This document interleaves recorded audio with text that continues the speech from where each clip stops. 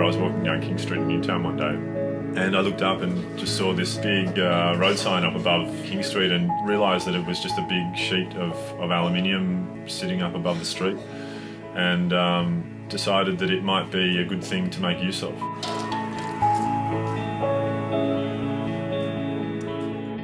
I suppose I technically stole the first one. It was laying on the side of the street. I was very opportunistic and grabbed it, and it became what I used for the first prototype.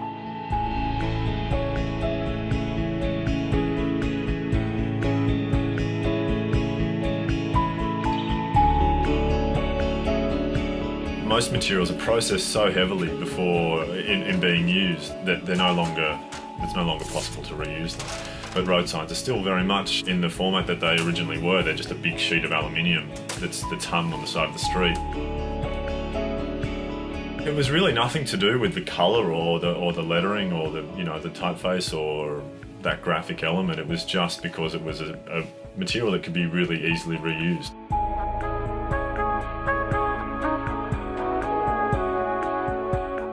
I mainly collect road signs from around Sydney because that's where my studio has been for so long.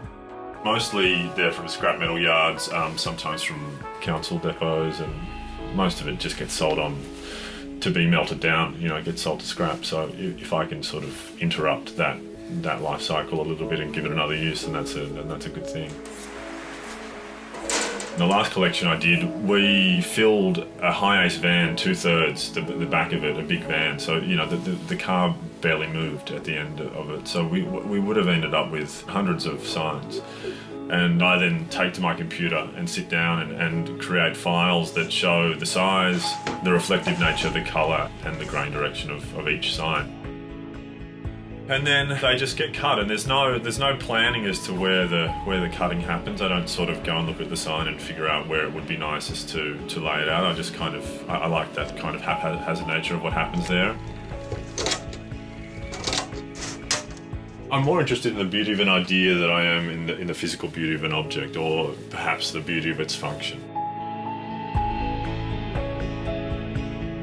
The thing that people were responding to in this idea was the fact that it was this cut-up images that were reassembled in a way that was different to the way they were usually seen. So I'd take maybe bits and pieces of 3 or 4 different signs and bits of cut-up text that was no longer legible and put it all together in this one object, and people were sort of interested in that. This is a public material that we don't have any ownership over.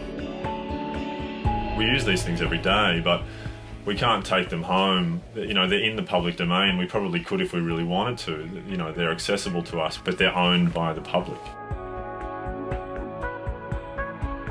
For lots of people, it's a nice thing to take home an object that is made from a material that's not usually accessible to them.